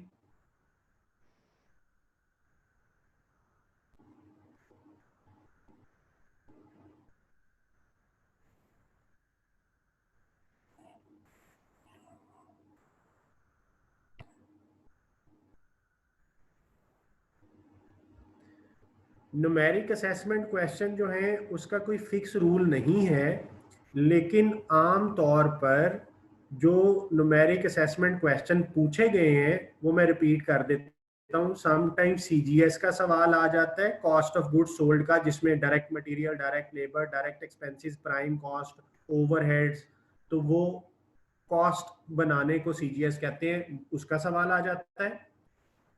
कभी कभी ओवरहेड्स की एलोकेशन, अपोर्शनमेंट, री अपोर्शनमेंट का भी लॉन्ग क्वेश्चन आ जाता है, तो दो पॉसिबिलिटीज हो गई।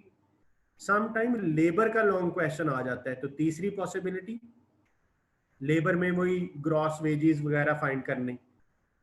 फिर मार्जिनल अब्जॉर्प्शन की इनकम स्टेटमेंट लॉन्ग क्वेश्चन में पूछी जा सकती है।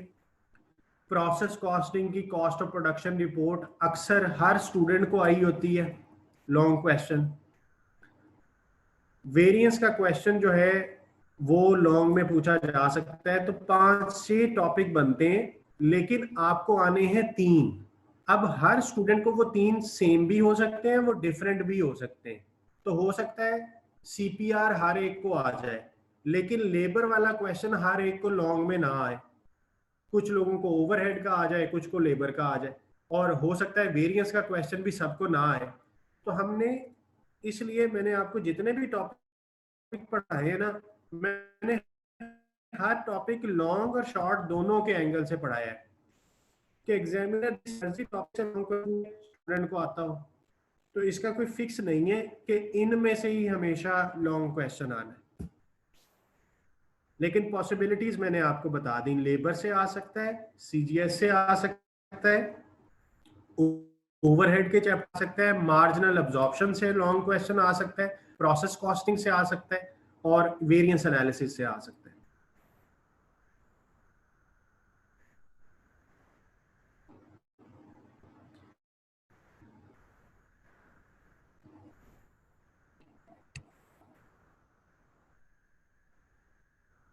जॉइंट कॉस्टिंग से लॉन्ग क्वेश्चन बनाने को तो बन सकता है, लेकिन हम बात कर रहे हैं कि जो प्रीवियस स्टूडेंट्स का एक्सपीरियंस है, होता ये है कि जब बच्चा पेपर दे के आता है ना, तो मैं बच्चे का एक इंटरव्यू करता हूँ पेपर देने के बाद।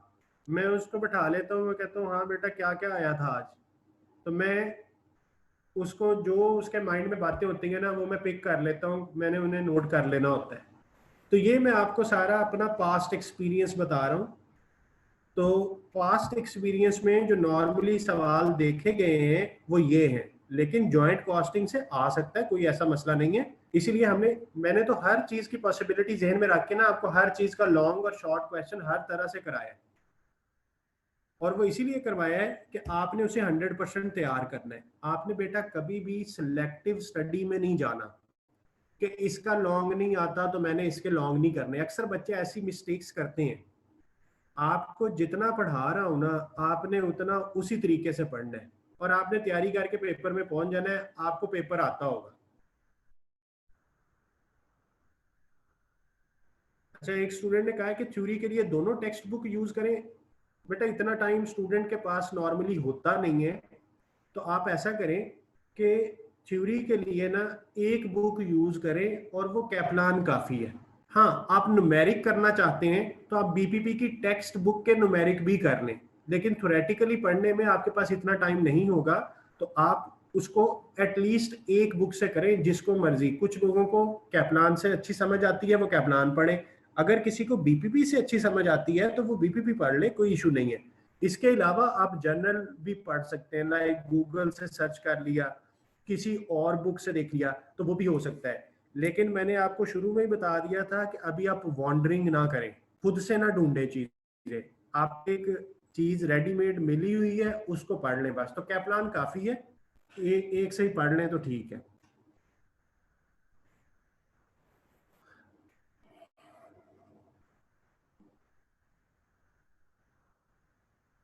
जी, जिस मर्जी एक बुक से पढ़ लें वो ठीक है, कोई इशू नहीं है, दोनों से पढ़ना जरूरी नहीं है। अच्छा, आपको मैं एक अपना बता देता हूँ कि मैं भी जिस दौर में मैंने आईसीएमए किया, उस वक्त ना ये इस तरह रेडीमेड बुक्स नहीं होती थी कि पूरा सिलेबस आपको बुक से मिल जाए। तो हम कोर्स आउटलाइन देखते थे, और कोर्स आउटलाइन के आखिर पे ना 6-7 रिकमेंडेड बुक्स लिखी होती थी। तो हमारे कुछ टॉपिक्स एक बुक में अच्छे होते थे, कुछ टॉपिक्स दूसरे बुक में अच्छे होते थे। तो हम करते ये थे कि हमें जो टॉपिक जिस बुक से समझ आया ना, हमने उसको थॉरोली पढ़ लेना है, उसके असेसमेंट कर लेनी है, और दूसरी बुक से सिर्फ उसके न्यूमेरिक करने हैं। तो हमें हर पेपर के लिए 3-4 बुक्स पढ़नी पड़ती थी, डिफरेंट डिफरेंट चैप्टर्स। तो अब होता ये था कि जब तैयारी बंदा करता है पेपर को जेहन में रख के, तो पेपर के लिए उतना पढ़ता है कि जितना पेपर में हमारे काम आना है। लेकिन जब किताबें पढ़ते थे ना, तो कुछ ऐसे टॉपिक होते थे जो दूसरी बुक में अच्छे होते थे। तो उन किताबों को मैं तब पढ़ता था जो पेपर के बाद फ्री डेज थे ना। जैसे पेपर दे देते हैं आप, तो पेपर तो दे दिया, अब रिजल्ट आने में और पेपर में उस वक्त होता था तकरीबन 45 डेज का मार्जिन, क्योंकि हमने रिटर्न स्कीम में पास किया हुआ है ये सारा। तो अब तो सीबी है, अब 15 दिन का मार्जिन है। तो उस वक्त 45 डेज में से 1 मंथ ऑलमोस्ट फ्री होता था। तो वो जो 1 मंथ है, उसमें मैं अदर बुक्स पढ़ता था कि पेपर तो दे दिया है, पेपर की तैयारी की थी फलां बुक से, अब मैं यही टॉपिक किसी दूसरी बुक से पढ़ता हूँ। तो वो जो पेपर देने के बाद किताब पढ़ने का मजा है ना, वो एक अपना ही मजा है, उसमें लर्निंग होती है। पहले जो आप पढ़ रहे हैं वो आप पेपर की टेंशन में पढ़ रहे हैं। लेकिन मैंने उस वक्त से लेके आज तक ये रूल बनाया कि बच्चे को जब भी पढ़ाना है ना, पेपर के पॉइंट ऑफ व्यू से तो पढ़ाना ही है, लेकिन उसको पढ़ाना ऐसे है कि उसको वो चीज पक्की पक्की याद हो जाए। तो कोशिश मैं सिर्फ करता हूँ कि मैं आपको जो भी चीज बताऊं वो उस तरीके से बताऊं कि आपको फौरन उसको 100% ऑब्जॉर्व कर लें, अगर आप उसको रिवाइज कर लेते हैं। जो स्टूडेंट डेली डेली रिवाइज करते आ रहे हैं ना, उनको मेरी बात सच लगेगी। और जिन्होंने पेंडिंग किया हुआ है कि मैं आखिरी दिन में जाके ऐसा पढ़ूंगा कि जो कोई पढ़ ही ना सका होगा, तो इसलिए आप साथ साथ पढ़ें।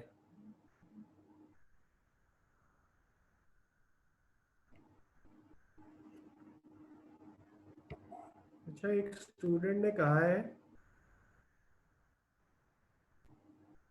जी बिल्कुल ऐसा ही है कि पहले जब मैंने पढ़ना स्टार्ट किया आईसीएमए में, तो तब वाकई डाटा ढूंढना मुश्किल था, ना स्मार्टफोन थे, ना इंटरनेट इतना था, लैब में बैठ के काम करना पड़ता था। तो काफ़ी मुश्किल काम थे, इसलिए हम लाइब्रेरी में बैठ के ही पढ़ते थे किताबें लेके।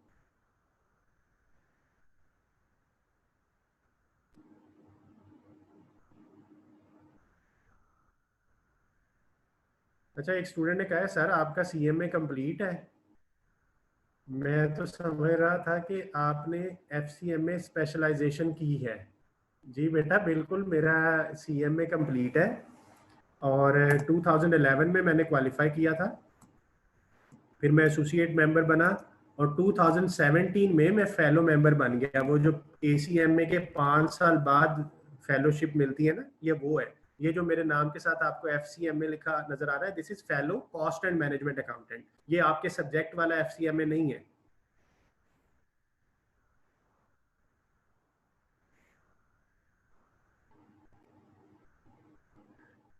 और ये डिस्प्ले के बारे में बताऊं, कौन सा डिस्प्ले? ये जो आपको वेबसाइट पे नजर आ रही है चीजें?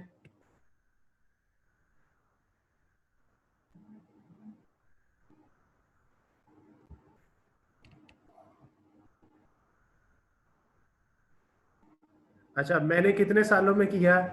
मैंने जी 5 साल में इसको कंप्लीट किया था। मैंने BA के बाद स्टार्ट किया था। BA समझते हैं, बैचलर ऑफ आर्ट्स। तो मैं ग्रेजुएशन जो है वो मेरी BA है, पंजाब यूनिवर्सिटी लाहौर से। तो मैंने इसको BA के बाद स्टार्ट किया। उस वक्त ICMA होता भी ग्रेजुएशन के बाद ही था। 3 इयर्स इसका ड्यूरेशन था। तो मैंने इसको 5 इयर्स में कंप्लीट किया है। और इन 5 इयर्स में मैंने 4 साल जॉब भी की है। यानी मैं जॉब के साथ पढ़ता रहा हूँ। सिर्फ पहले 2 सेमेस्टर मैंने फुल टाइम स्टूडेंट के तौर पे पढ़ा था, और उसके बाद मैंने थर्ड सेमेस्टर से जॉब स्टार्ट कर ली थी, जिसको आप अभी मैनेजेरियल लेवल 1 कह रहे हैं। तो आप समझे कि मैनेजेरियल लेवल 1 में जब मैं आया, OL1 OL2 करने के बाद मैनेजेरियल 1 में आके मैंने जॉब स्टार्ट कर दी, और फिर मैं जॉब के साथ साथ पढ़ता रहा। तो टोटल मुझे 5 इयर्स ड्यूरेशन इसमें लगा था जी, ICMA को कंप्लीट करने में। और मैं आया भी ग्रेजुएशन के बाद था। मुझे अकाउंटिंग की ABC कुछ भी नहीं पता थी, बहुत ज़्यादा मुश्किल पेश आई, लेकिन किताबें पढ़ पढ़ के ही सीख दिया सब कुछ।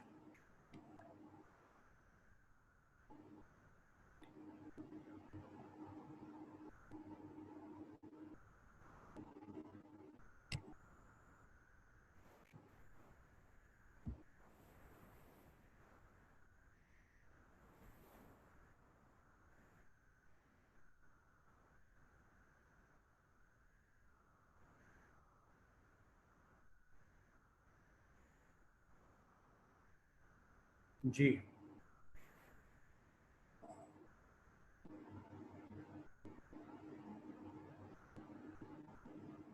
जी आसिम, वेल डन। बहुत अच्छी बात है कि अगर आप भी BA के बाद आए हैं, आपको समझ आ रहा है, तो ये बहुत अच्छी बात है। आ जाता है किसी भी इंसान के माइंड में ऐसी कोई चीज़ अल्लाह ताला ने कमी नहीं दी कि कोई इसे अंडरस्टैंड नहीं कर सकता। बस एक चीज़ है कि आपको उसका एहसास हो जाए। तो मैं जब अपने साथ वाले दोस्तों को देखता हूँ जो मेरे साथ पढ़े हैं शुरू से लेके अब तक, तो वो उतना आगे नहीं जा सके जितना मैं इस क्वालिफिकेशन की वजह से पहुंच गया हूं।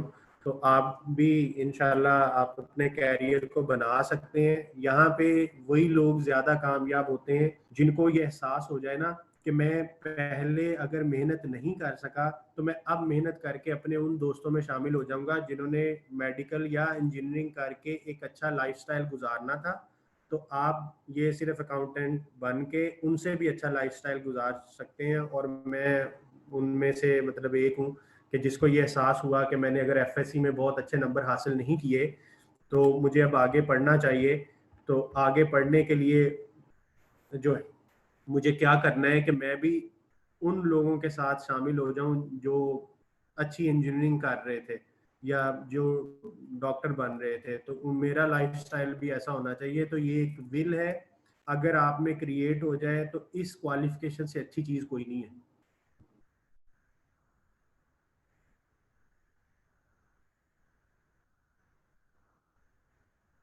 वो आपने अक्सर सुना होगा, get the life changing qualification, यानी वो क्वालिफिकेशन है कि जो आपकी लाइफ बदल सकती है।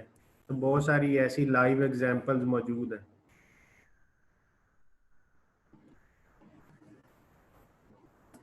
अच्छा, एक स्टूडेंट कह रहा है कि सर जॉब करने के लिए एक्सपीरियंस लाजमी है। यानी वो मेरे से पूछ रहा है कि क्या जॉब करने के लिए एक्सपीरियंस लाजमी है? देखिए, मोस्टली जब आप जॉब देखते हैं ना, तो वो जॉब होती है एक्सपीरियंस लोगों के लिए। आपको ये करना है कि आपने वो जॉब ढूंढनी है जो फ्रेश हो। क्योंकि आपके पास एक्सपीरियंस नहीं है, आप एक्सपीरियंस वाली जॉब पे अप्लाई करेंगे, आप वो आपको बुला भी लेंगे तो आपको कहेंगे आपका एक्सपीरियंस नहीं है। फिर आपके पास एक बहाना होगा कि यार जॉब का एक्सपीरियंस नहीं था इसलिए नौकरी नहीं मिली, भाई नौकरी दोगे तो एक्सपीरियंस मिलेगा। तो मैं आपको अपनी एग्जांपल बताता हूँ। जब मैंने 2008 में जॉब स्टार्ट की तो मेरे से ये सवाल पूछा गया कि आपका कोई एक्सपीरियंस नहीं है, मैं आपको क्यों रखूं। मुझे इस चीज़ का जवाब दें कि आपका कोई एक्सपीरियंस नहीं है, आप जॉब के लिए आए हैं, आपके ख्याल में, यानी उसने मेरे से पूछा कि आपके ख्याल में मैं आपको क्यों हायर करूं। तो वहां ना एक पेपर हुआ था, तो मैंने उसे पेपर दिखाया, मैंने कहा कि ये पेपर है, ये खाली है। मैंने एक पेन पकड़ा, तो मैंने कहा मैं इस पे जहां पे चाहूं मैं लिख सकता हूँ, ठीक है, जैसा चाहूं लिख सकता हूँ। अब वहां पे मैंने थोड़ी सी लाइनें लगाई, मैंने कहा कि अगर मैं इस पे अब इन लाइनों वाली जगह पे लिखना चाहूँ तो मैं कुछ नहीं लिख सकता। कहता आप कहना क्या चाह रहे हैं। मैंने कहा जी मैं कहना ये चाह रहा हूँ कि मैं फ्रेश हूँ, मैं लाइक अ वाइट पेज हूँ, आपको जैसा बंदा चाहिए आप मेरे जहन में ऐसी चीजें नक्श करते हैं। अगर मैं एक्सपीरियंस्ड होता तो हो सकता है कि मैं आपकी ऑर्गेनाइजेशन में मिसफिट होता, क्योंकि हो सकता है मैं जिस ऑर्गेनाइजेशन से आया हूँ वो ऑर्गेनाइजेशन प्रोफेशनल बिहेवियर वाली ना होती, मेरे अंदर वही बिहेवियर मेरे दिमाग में बैठ जाता और मैं आपके पास आता, मैं आपके साथ आपके कल्चर में फिट ना हो सकता।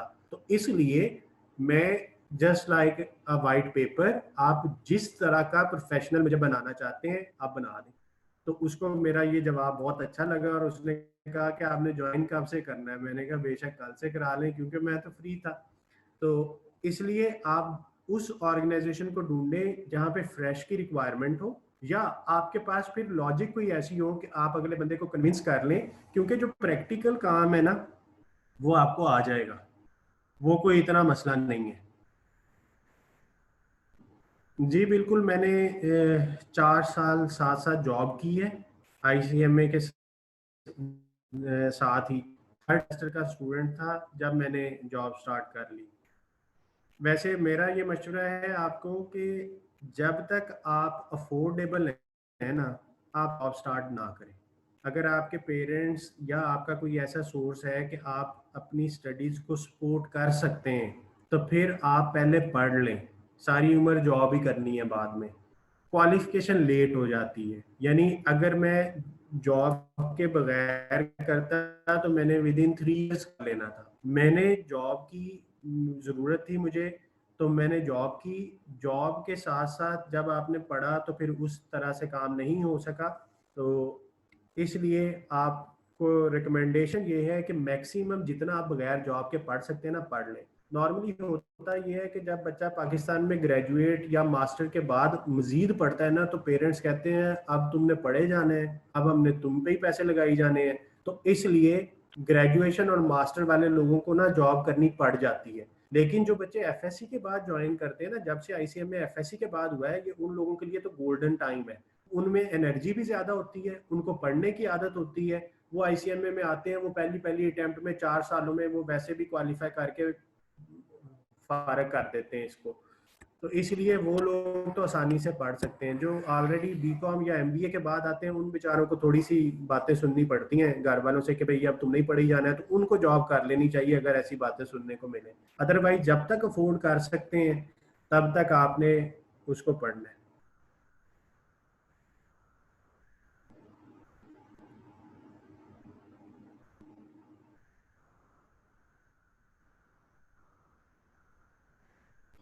एक बात सिंपल सी याद रखिएगा कि सीएम में ना कोई इम्पॉसिबल स्टोरी नहीं है, ये होने वाली चीज है। मैं खुद एक एग्जांपल तो आपके सामने हूँ, बाकी भी आपके टीचर जो आईसीएम में क्वालिफाइड है वो उन सब ने किया हुआ है।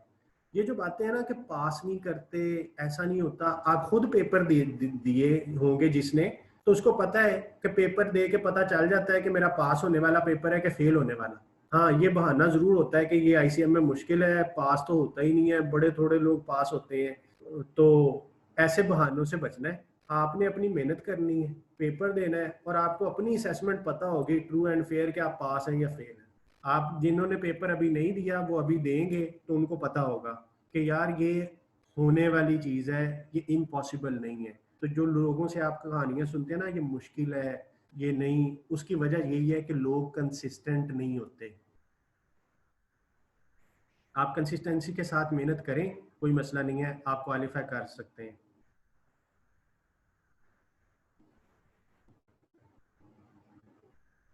MBA MCOM इस तरह की क्वालिफिकेशन से ये मच बेटर है। आप पाकिस्तान जैसे मुल्क में जहाँ पे लोग कहते हैं नौकरियां नहीं है, और एक ACMA FCMA आप समझे कि 2 से 3 जॉब कर सकता है अगर वो करना चाहे, लेकिन वो हम खुद नहीं करते कि चलो यार बस ठीक है, अब क्या पैसे ही कमाई जा रहे हैं। तो इतनी अपॉर्चुनिटीज़ हैं कि क्वालिफाइड लोग अवेलेबल नहीं है, कम है, लोगों को अवेयरनेस नहीं थी जिसकी वजह से लोग ज़्यादा आए नहीं। जी, फ्रेश स्टूडेंट्स की बहुत ज़्यादा जॉब्स आती हैं और रीजनेबल सैलरीज पे आपको जॉब मिल जाती हैं। और देखिए, सक्सेस के लिए ना 3 चीज़ें चाहिए होती हैं। सक्सेस ट्रायंगल कहता हूँ मैं उसको, ठीक है। सक्सेस ट्रायंगल: एक डिग्री, एक आपकी कंपनी, पहली कंपनी जहां पे आपको कैरियर के आगाज का मौका मिले। अगर वो कंपनी अच्छी है, आपकी डिग्री अच्छी है और आपकी अच्छी एफर्ट्स हैं, तो आपका कैरियर सक्सेसफुल है। तो आपकी डिग्री अच्छी है, उसमें कोई शक नहीं है। पहली जॉब हमेशा वहां पे करें जो ऑर्गेनाइजेशन अच्छी हो। अच्छी ऑर्गेनाइजेशन में जॉब करें और अपनी फुल एफर्ट लगाएं, तो आपका कैरियर सक्सेसफुल, उसमें कोई मसला नहीं है।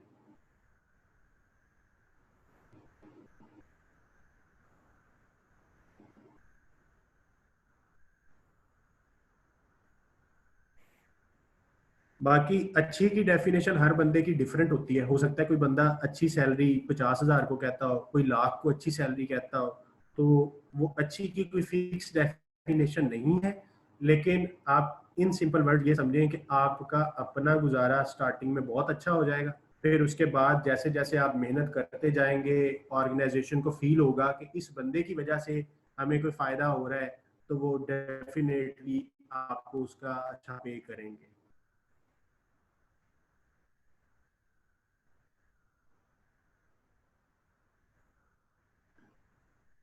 जी, ओके हो गया जी साहब। कल से हम स्टैंडर्ड कॉस्टिंग स्टार्ट करेंगे। आज के लिए इतना ही काफ़ी है।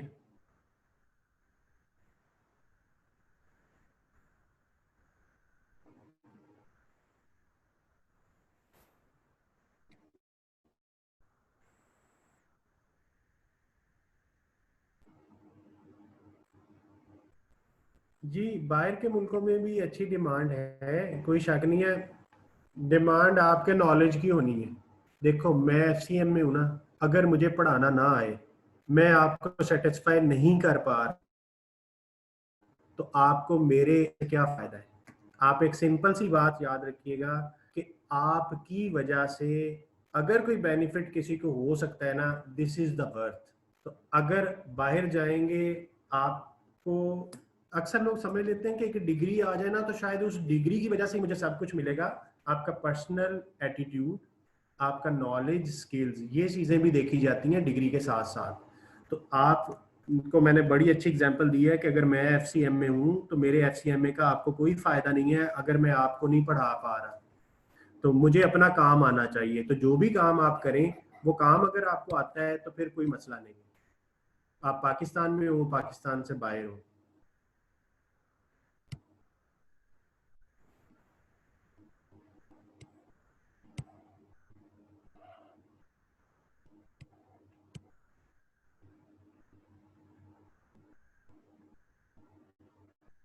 चलिए ठीक है जी, अपना ख्याल रखिएगा। कल इंशाल्लाह मिलते हैं। कल हम नया टॉपिक स्टार्ट करेंगे, स्टैंडर्ड कॉस्टिंग। तो शुरू के मिनट्स बड़े इंपॉर्टेंट होंगे, तो टाइम पे क्लास में ज्वाइनिंग कीजिएगा।